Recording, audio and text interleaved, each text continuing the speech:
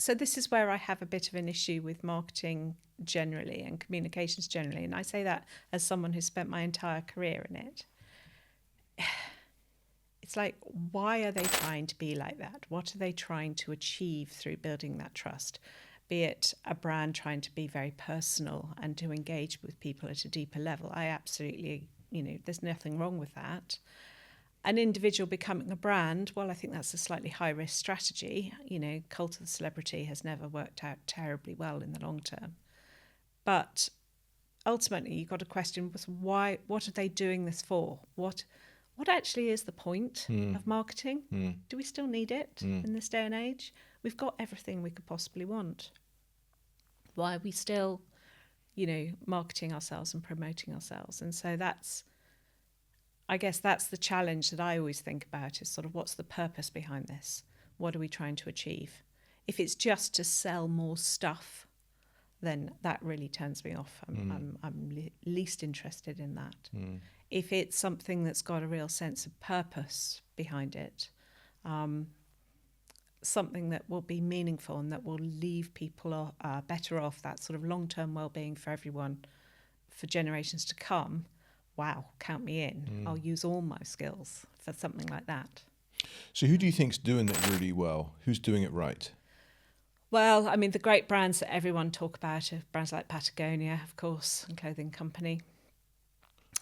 In the construction industry, actually, there's lots of brands. I know lots of businesses, quite a lot of the very green, smaller regional house builders, in particular, have a real sense of connection with their communities, and really put the effort in to create communities that will last, stand the test of time. Who is there in the construction industry that specifically you think is doing it really well? So I've just finished judging the Building Magazine Awards, and I've been judging their social value category, and looking at some of the initiatives that are happening there. And there are some very, very big contractors who enter those awards every year and are absolutely nailing it. They're getting it really, really good. But there are also lots of very small businesses that are making a big impact within their local communities on social value. For example, we have one client who's involved in public sector frameworks, and they decided to launch a framework where they would create greater access for very small ethnic minority-led architectural practices to get work from London boroughs, to get architectural contracts, and to get those breakthroughs into the public sector that a lot of the tiny firms really struggle to do. There's those sort of little examples. I know of a house builder based in Bicester, which is got this incredible commitment to low carbon construction, community engagement, creating places where people will, real sharing communities. They have the One Planet Living bioregional accreditation for those. There's jotted around, there's loads of examples, and it can be big companies with lots of resources. It also can be small companies. And sometimes it's very, very big businesses, which if you looked at them overall, you might say, nah, sort of, they're not best practice. But actually go to a particular site or see a particular project, and it will totally shine. And I've experienced that as well. So can you spill the tea then? Spill the tea. Give me the names of these companies and the specifics of what they do, especially the big ones, because I think that the big organizations really get a rough ride at times. Sometimes it's justified, but I do think the good stuff that big organizations do, at times it feels like it goes by the by and no one really picks it up. So are you able to drop any names? I'm not going to spill the beans on the award winners that I've just judged, but no, not going to. But I can tell a story. In fact, I do tell this story. I tell the story to my colleagues a lot. And it goes back, probably must be about 15, 16 years or more, actually, when I'd started my business over 20 years ago. And a very early job that I got to do was to go around various house building sites. I think we were promoting promoting off-site construction. I can't even remember why we were there, but I met this site manager, and his name was Bob, and he took me on site, and he worked for one of the main volume house builders, and he took us on site, and he was just walking around, and he made sure we were, safe and cared for. And you just, as you walk around, you could just watch his interaction with everybody on site, and you could tell there was real rapport there. They trusted him, they respected him, but also he knew them all by name. Really, it's quite noticeable. Walked around, and then he just stopped this patch of land, and he said, we've got this empty plot here. I've decided we're going to build a playground here, and we're going to make it a sensory garden with some play equipment. And I said to him, well, how did you decide that? That's not usually something a site manager can control. And he went, I just had a chat with a few people, pulled a few strings, it's all sorted, it's fine. And I looked at this guy and I just thought, there you go, that's why I do the job I do. Because I get so sick of the beating that construction gets from the outside world, the attitudes towards things always being wrong, the industry always having to change, the lack of excellence, the lack of positive contribution. I mean, I've had 30-something years of hearing people denigrate the industry that I actually can't help but absolutely love.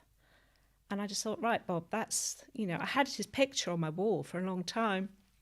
And I used to say to my team, if you want to know why we do what we do, it's because of people like him. And there are thousands of people like him. There are absolutely thousands. I can remember, right at the start of my career, going out in a car with this guy who just drove me around central London and went, I made that. I did the floor on that. I worked on that project. And the pride that he took in all of this, and the stories he told about the challenges they'd overcome to create good places for people. And I was just completely hooked and have been ever since. So, yeah, I think I don't want to get too hung up on sort of which companies are the best or not the best. I think there's just examples of excellence and brilliance and inspirational leadership all over. We just have to tell those stories better. And I'm just wondering now, as I'm thinking about storytelling, that it seems to me that you are 100% right. And it's something that I've identified since I've had my organisation since 2007, is that in the industry, the stories are not as compelling or not as frequent or not as widespread as they are in other industries.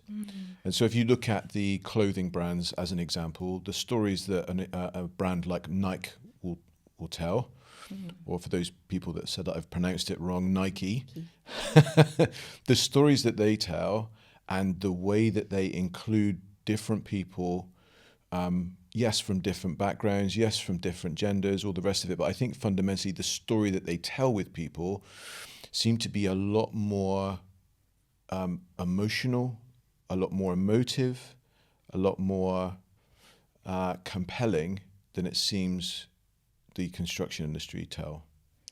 Well, remember, these are consumer brands with multi-million pound advertising budgets. So the stories you're hearing or seeing are largely adverts, I assume. Yes, adverts, but I think also the communication that they do socially as well. Yeah. So an organisation that's not as big, but I think has become bigger over time, and I think will continue to grow, is Duolingo. Yes. What Duolingo have done with the owl, I know that the creator of that did that without any budget.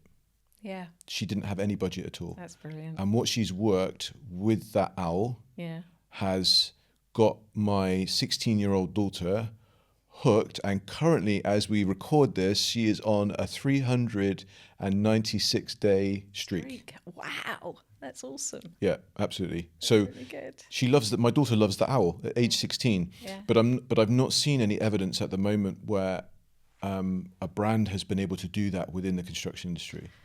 No, we're not very good as storytellers in the industry, and it's something that I'm always trying to encourage our clients and, you know, everybody just to become better storytellers, to celebrate what they do. Like that guy who drove me around London and showed me all the buildings he worked on. You know, if every single one of us did that, can you imagine the impact, the ripple impact we could have on young people and others entering the industry? If we just took one young person out for the day and showed them the stuff that we do. Programs like Open Doors and the Open Sites programs and things like that are really good for doing that, really inspirational.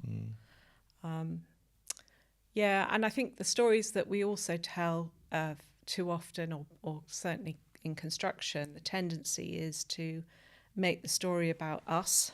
You know, look what we did.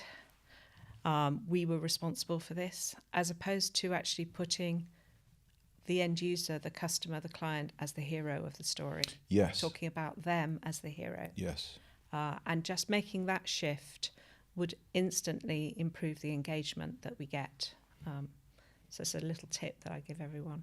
And that's really good. And it's interesting that you mention that, because the guy that drove you around London, that's effectively what he was doing, right? Yeah. Is he was saying, look what I've done this, I've done that.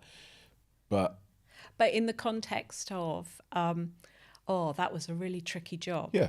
The client wanted to do this and we didn't think it was possible, but, you know, they kept going and in the end, it's what we achieved. Yeah. So, you know. Yeah. Just as you're speaking that, though, I'm thinking, I wonder how again, going back to my children, how my 16-year-old would be able to see themselves in a building or that building. Right. Yes. So if she is a consumer, so she goes to a school, we live in a home, she goes to a leisure centre, she plays netball in a university for the team that she plays in. So she's in buildings all the time, but it's how can you connect her heart and mind into a building that has her see herself as reaching a potential or being elevated in some way, shape, or form. Some sense of purpose to it. Because that is the critical thing, and particularly with this current generation, the Gen Zs as they call them, you know, is giving them that sense of real purpose to what it is that you're doing. And again, if we can talk about the impact that buildings have on people, on well-being, on creativity, on planet, on community, if we can tell those stories, that would be a lot more engaging. That would get their interest.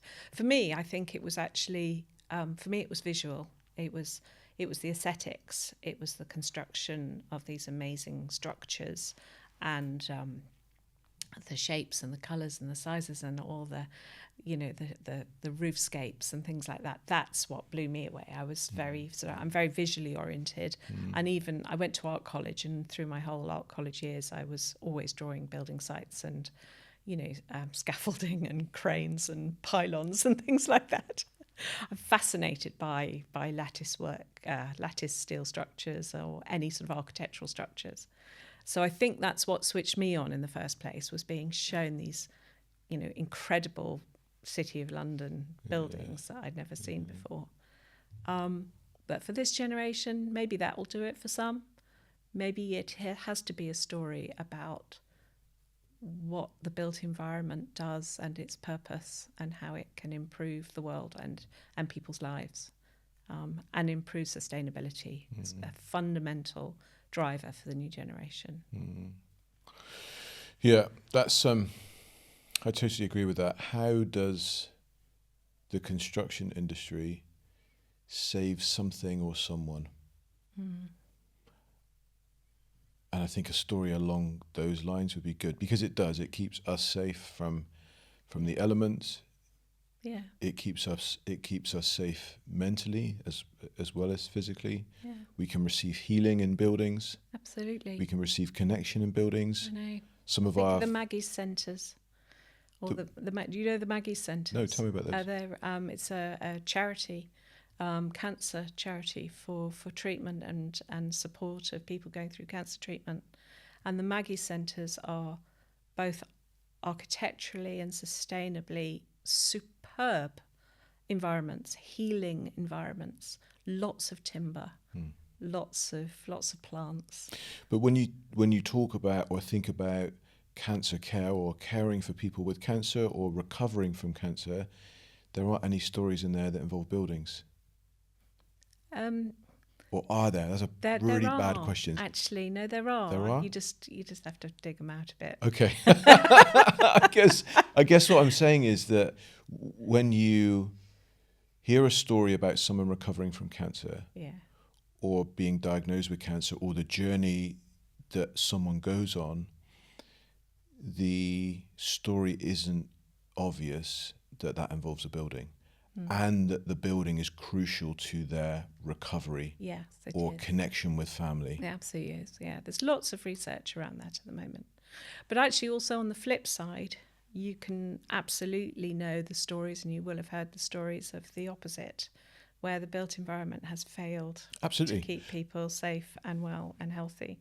And I think that's the heartbreak, right? Yeah. Is that in everything there is duality. So within my personality and your personality, there's a good side and there's a not so good side. Yeah. Within everything there are always two sides of the coin. But I think that in the construction industry we focus on the negative side of the coin maybe too frequently than we do on the other side of the coin. Yes. Yeah, that is true. And so I'm wondering, that and again the attraction for younger people that I see to try and come into the industry, and I've had many people on the podcast say the same thing, is that you're generally doing an apprenticeship, and you're doing that because you're not that intelligent, because you're not that good at school, because you can't do the GCSEs, so you go off and do an apprenticeship, and that's actually not true at all. So not true. It is so not true. But the teaching from schools often, not always, but often is along that vein. And I wonder if it's because we focus too much on one side of the coin versus on the other side of the coin. I think we're reaping the rewards, and I say that in inverted commas, sarcastically. We're reaping the rewards of a education system that doesn't understand neurodiversity, that doesn't embrace that sort of creative, hands-on way of working, and just doesn't know what to do with these young people, doesn't know what to do with them, doesn't know how to engage them and excite them. And that sometimes, more often than not, they find their way into the industry through family connections, through recommendations and referrals from people who go, do you know what, you'd be really good at this. And someone has just taken the time to think, actually, where's their superpower, and where can we make them happy and productive? And yeah, you've got to try lots of different things till you find the thing that really, floats your boat. But if we were just better, if the system was better at that. But that's within the gift of all of us as parents, as, school governors, as teachers, anybody, any interactions that we have. That's entirely within our gift to make these possibilities visible. So with that as the backdrop, if there was to be a soundbite or a piece of advice that was to come out from you that a young person would listen to, so this podcast is on TikTok, yeah, it is on YouTube, and we are also on Instagram. So what would your message be to a young person, someone that's in Gen Z or Gen Z, of why we're looking for bright minds, energetic individuals in the industry? How would you sell it to them? I'd say number one, we really, really need you. We need your creative ideas. We need your strong focus on purpose and those values that you hold so dear. That real understanding of the importance of well-being, not just ambitious go-getting wealth creation, but all the other values that this generation seem to have just been born with. My God, we need it in bucket loads. And come and try different things, and don't worry. Well, your life is not linear. Your career will not be linear. You will try all sorts of different things. Don't worry about that. Go for it. And just realize that the impact that you can make in the built environment is an impact that will last potentially for hundreds of years. What a legacy to leave. I can't imagine anything better. You'll meet some amazing people in the construction industry, some really brilliant minds, and people who will mentor you and will tap into that energy and enthusiasm and will develop your superpowers. There's some very good people and employers there. So don't let anybody sort of sneerily put you off what is genuinely a very, very diverse industry. Construction is not even a single industry, is it? It's a whole ecosystem. So you can work around every bit of it, which is pretty much what I've done for 35 years. And every time you discover another little bit, it joins up all the dots again and it will re-enthuse you. And, if you're somebody with that growth mindset, you'll never stop learning. Oh, that's not really a soundbite, but you get the idea. I get your gist, and I'm there. I'm with you. What is it that you do in the industry, and what difference are you trying to make? Okay, so I'm a communicator at heart. I started my life doing lots of journalism and writing and art, and accidentally, like so many of us, fell into working in the built environment. Started working for a firm of architects as a press officer. And just this light bulb went off in my head and I absolutely loved it. And that's really where I've then chosen to sort of make my industry of choice, for the reasons that I was saying earlier about sort of the always learning something new, always finding out a little bit more about how the built environment's put together and how it works and all the different roles within it. So over those years, I've worked as a PR consultant, I've worked in-house as a head of communications, and then I set up my own business 20 years ago, just over. And we're a small team, there's 18 of us. Everyone has got different areas of specialisms and superpowers in different types of comms, or different elements of the sort of ecosystem that's property and construction. And what we do is we work with, I call them the change makers, Darren. I call them the change makers. They're the innovators. I'm not terribly excited, I'll be honest, about, trying to sell more stuff. Another new type of roof tile or something doesn't quite do it for me.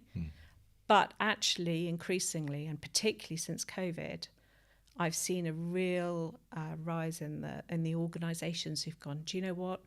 We've got this vision about how things could be better. And they're the sort of organisations we do our best work with.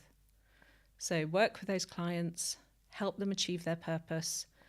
That might be through making them super famous, getting them on TV and radio and in the newspapers and, all over the media. It can be simply about creating connections for them, contacts, relationships, collaborations. Because I don't think any of us change the world on our own. We have to collaborate. Definitely. So that's really what we do. I think of us as like a bridge, So in some cases, actually, the journalists and the media and the industry bodies and the civil servants and others that we talk to, in a way, they're as much our clients as our clients are.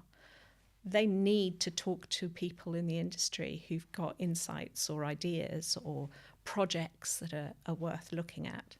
And our clients desperately want to, reach that other group of people. So we're the sort of connection between the two, we're the bridge between the two, trying to help them bring them together and help them understand each other better. Yeah, and communicate effectively, of course.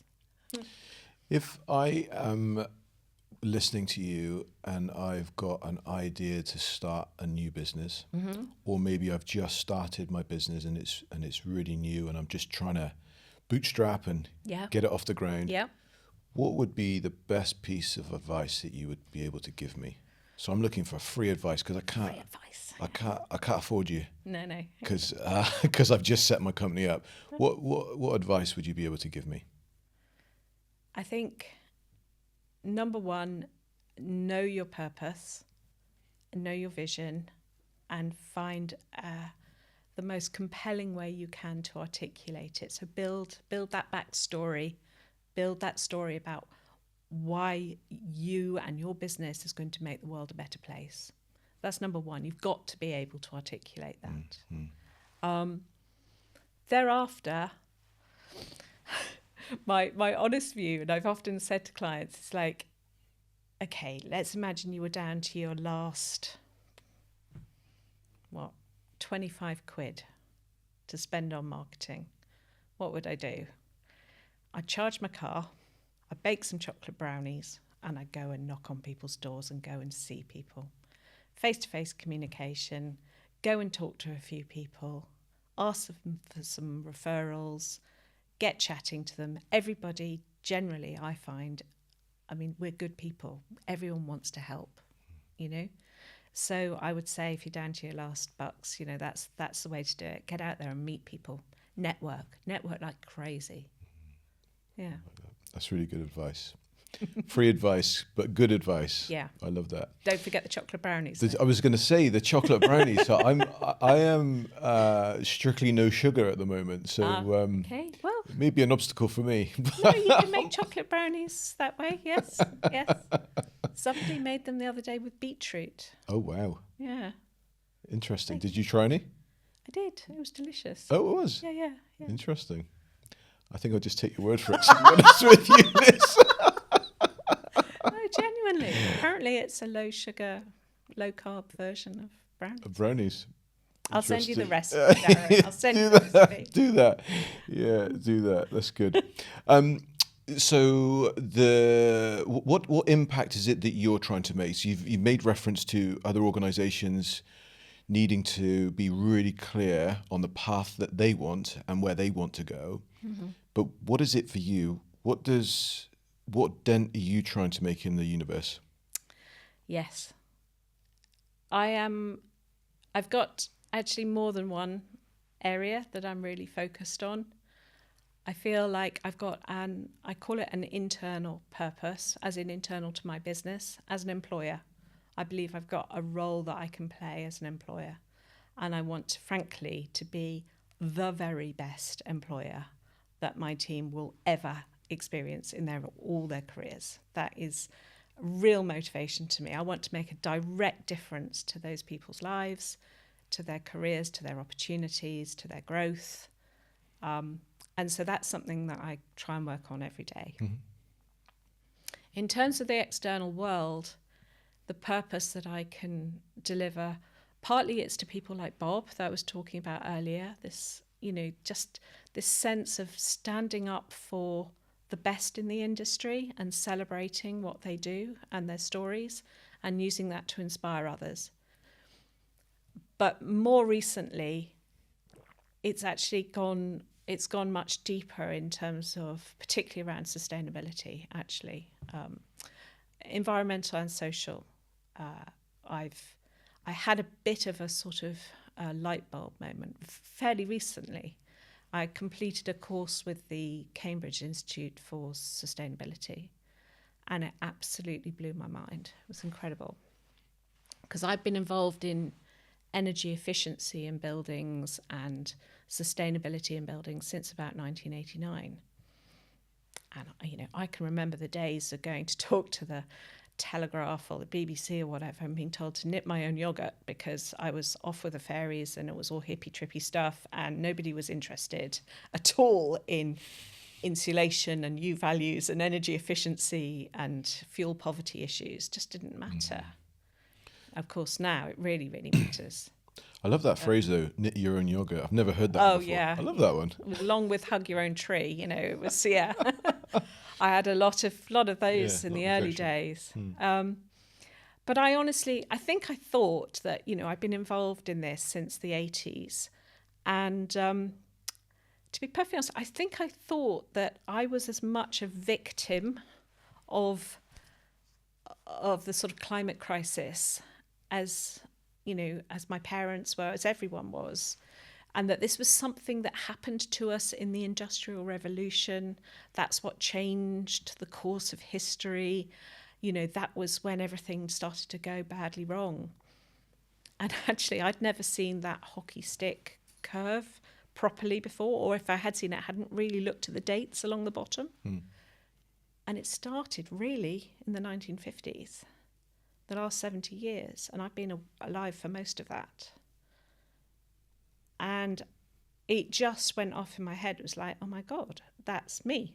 That's us. That's my generation.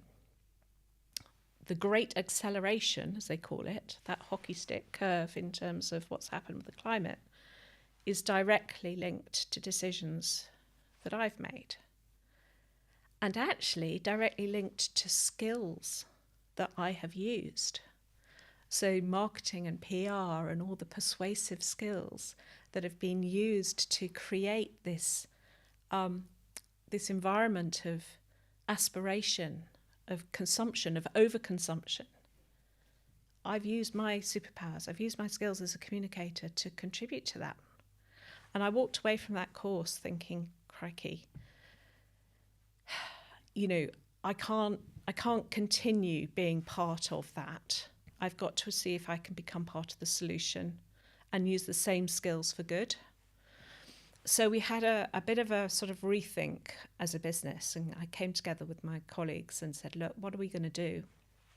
Where can we make a difference?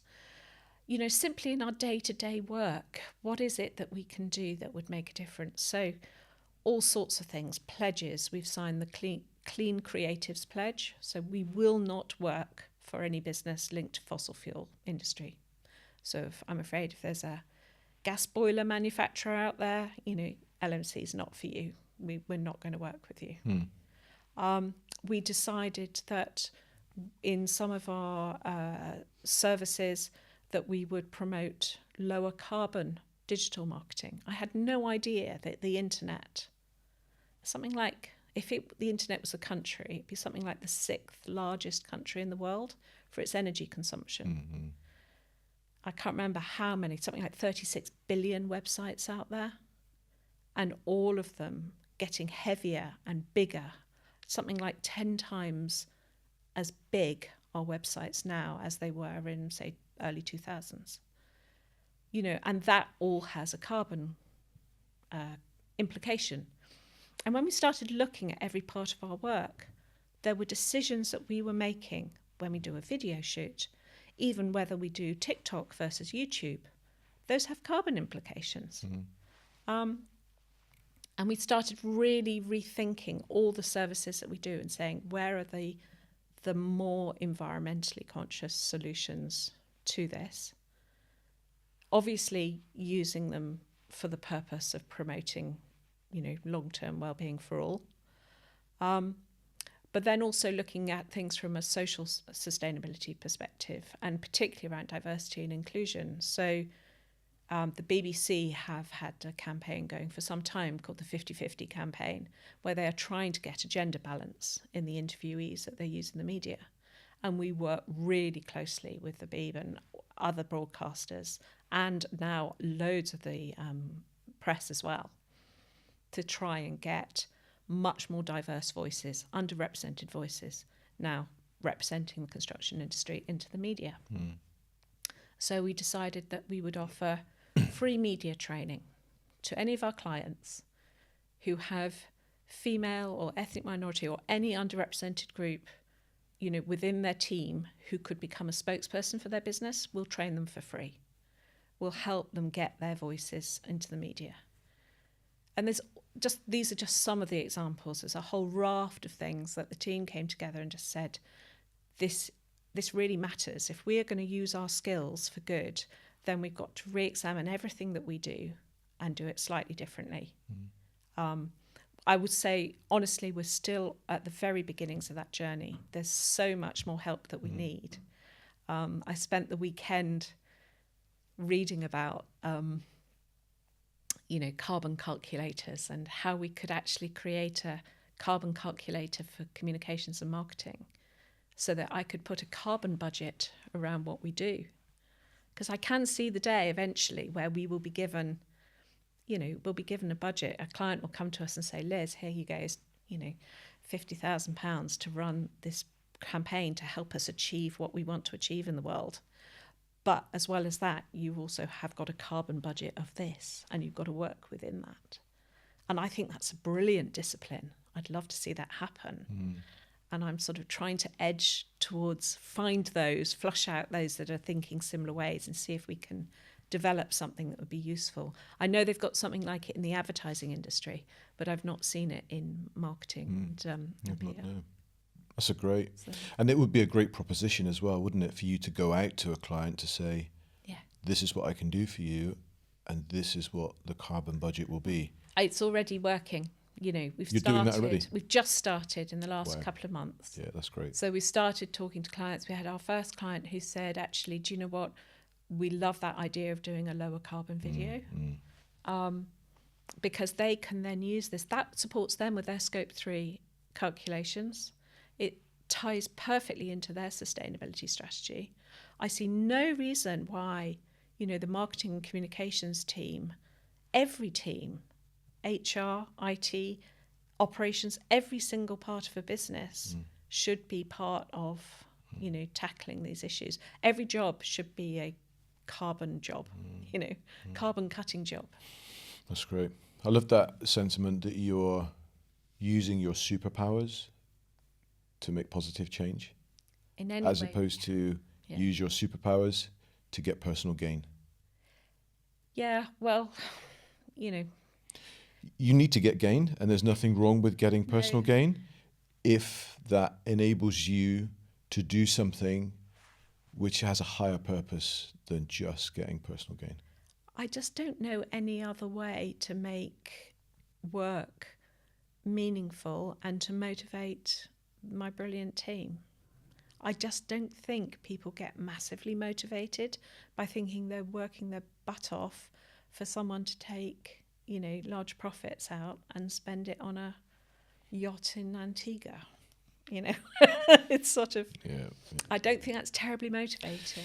So we've got the same principle. So in the industry that I'm in, I've got a consultancy that consult with sustainable buildings. We help people to either get to net zero, or we help them to get to compliance in and around Part L. There are other things that we do as well around BREEAM and so on and so on. So we've had this consultancy since, like I said, 2007.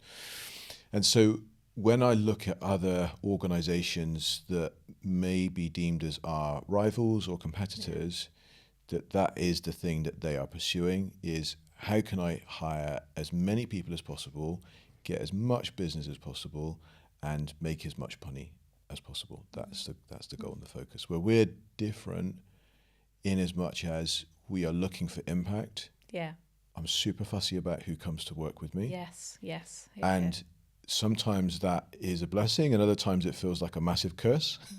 But we're super fussy because you need to have that thing inside of you that says, I am here for a reason deeper than I just need to get as much money as I can at this stage of my life. Yeah. Which for some people doesn't work well, and that's completely fine. I'm not saying that they're bad people, and I'm not saying that the other organizations are bad for doing that, but that's just not what we're after. It's not what we're looking for. And that's why I really love speaking to you and love what you're trying to do with your business, is because it's more about meaning and legacy. Like you were saying when you were pitching to the younger people, the things that you're involved with are going to be around for hundreds of years. Yeah. And the things that you're doing are going to be the same. It's going to be around for multiple lifetimes. Yeah. I think legacy, holding on to that, thinking about what your legacy will be. I guess it's because I'm getting older, I start to think about these things more and more. But it really helps to focus your mind. And like I said, when I I started playing with some of the tools that are out there, the carbon stripes. Yeah. So I was starting playing with some of those tools. And there's one, I think it's the Royal Meteorological Society or the Royal Geological Society, can't remember which, but they have an incredible map which shows what happens to coastal coastlines. If we have, and you can adjust the dial, 1.5 degrees, 2 degrees, 3 degrees increase in climate. And I'd had a friend who had bought his forever home in Cambridgeshire in the Fens, just the most beautiful property. And it was just, I went to see it, it was absolutely amazing, and he'd done it up and it was really special. And I was sort of looking at this map and I just thought, what happens if we do go above 1.5? And I sort of shot it up to like 2 or 3 and his house is underwater. I mean, Cambridge becomes a seaside town. Okay. And I'm like, oh, crikey. And that's not necessarily within my lifetime, but potentially within my daughter's lifetime. I was like, no, that can't happen. That can't be true. And the more I looked into it, I just thought, oh my gosh, right. There is no excuse now. There is no, I can't remember who said the quote. I think it's a chap called Paul Polman, I think his name is. I think he's a former chief exec of Unilever. I said something like, the time's run out to be a pessimist. Okay. There's no more time to be a pessimist. Okay. We have got to be optimistic, focused, solutions oriented. We've got to get on and just make stuff happen. And if every single one of us did a little bit, just think how much that could add up to. Yeah. Which I think then kind of for me brings that back round to that storytelling. Yeah. And making sure from what you're saying that we focus on that other side of the coin to say that we can be optimistic in this area because we can change, we can adapt, and there are good things that will come out. Yes. There are bright minds in schools that want to make a difference that we can attract in because the difference that it will make will be the world over. It will make a difference to everybody because we all need buildings and have buildings. We're planning an event next May at this event called UK Reef. It's a big property, real estate, built environment event in Leeds. And I was talking to the team about what we do, and we've decided we're going to make it full of actionable examples, copyable examples of good stuff. You know, we have just all had it up to here with hearing about how construction needs to change, everything is broken, and everybody waiting for somebody else to fix things. Government should fix this. You know, that's red rag to bull for me. I just think, no, don't wait for anybody else to come and fix it. Do it yourselves, sort it. Every one of us has the power to do something. So decided that next year we're going to see if we can get every possible example we can find, and make sure that everyone walks out with at least 5 things they can do. Nice.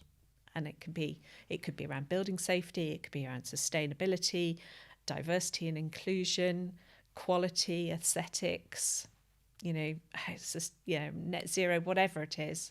Something. There's so many examples of good stuff. We've got to just somehow find a way of bringing them all together. I love that. Liz, I think now we're in a position where we can go to the demolition zone. So we are in the demolition zone. Yep. Liz, you have created something which is a wonder. I think it's one of the wonders of the world because you are the only person so far on the podcast that has used every single block that we have given you to create something. So hats off, well done. Thank you. Now, the other thing you've done as well is you've made it virtually impossible for me to describe for those people that are on audio. So those people that are listening, just log on to YouTube and check out this section at the demolition zone because I've not got the words in any language, let alone the English language, to be able to describe it. But it's awesome. It's a feast of fancy, isn't it? Yes. What does it represent? This represents the decades and decades of skills built up in marketing and communications in the construction industry, which are currently, unfortunately, being misdirected to achieve the wrong thing. That it's being used to sell more stuff, just keep a commercial engine driving that too often just talks about being sustainable, but actually at its heart is not truly focused on long-term well-being for all. So, and this is where I don't actually believe in demolition. So I should say I'm going to rechristen this the retrofit and refurbishment zone. Great. Because I think, there's a bit of it that I will demolish, which is the little red bit here. I'm afraid that's going to go.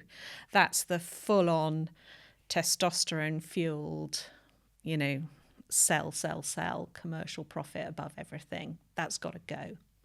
Completely got to go. But actually within the industry, there are so many really talented people in marketing and communications, and people who are genuinely purpose-focused. And I want to celebrate what they do. And so all we're going to do is perhaps just realign some of those skills so that we still keep it as a thing of beauty, but it's refocused on true purpose and genuine sustainability. Does that sound all right? I love that. I love that idea that you've just presented, that has been one that I've held for many, many years, is that no one's having the demand conversation. And so by what you're saying is that marketing, comms, PR often is about demanding more. We need to consume more. We need more and more and more and more and more, as opposed to, okay, let's reuse what we've already got. Yeah. Let's suppress or maybe redirect that desire that we have for more and jump off of the hedonistic treadmill, because we're not happier the more stuff that we've got. No, we're no happier. And actually, marketing and communications, we are not the colouring in department, We are people with really strategic, good business acumen and skills who can help achieve systems change, who can question, why do we do it that way, actually? And if you genuinely engage stakeholders, we're the people who tend to be the eyes and ears of an organisation looking outwards all the time. PR people like me, we are bristling with antennae all the time, trying to sense what the outside world is thinking and feeling and needs. And actually, if you engage those stakeholders, if you bring them in, if you genuinely listen to their needs and their long-term needs, then actually we can take that back to the boardrooms and to the clients that we work with, and we can achieve genuine systemic change. Good. Wow, how cool is that? So that's where our beautiful structure here just needs a little bit of remodelling. That's all. Remodel away, Liz. Okay. Well, first of all, let's do the dramatic, cathartic. We need the sound effect, don't we? Semi-demolition. Oh, the sound effects will be in. Don't worry. There's lots of sound effects. Okay, so this is just a little bit that will be demolished. It will be reused elsewhere, somewhere, at a later date. But for now, that bit goes. Right. If it goes, right, fine. And the rest, well, we can remodel it in multiple ways. It will probably take me another half an hour just to do it, so I won't keep you waiting. But you get the gist.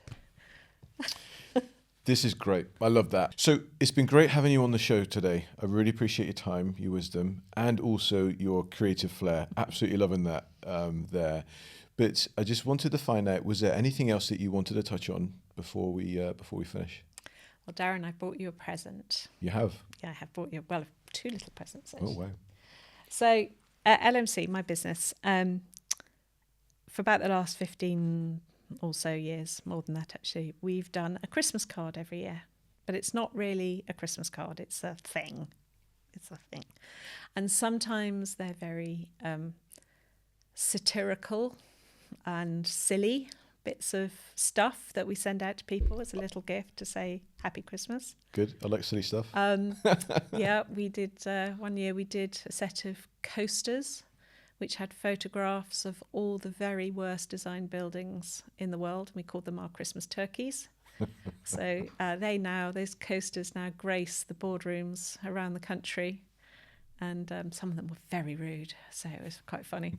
But we've done all sorts of things over the years. But these two little books, there's one called A Place for Peace and there's one called We Will Rebuild. And I think sort of we've had some pretty tough years. So these were slightly different in tone.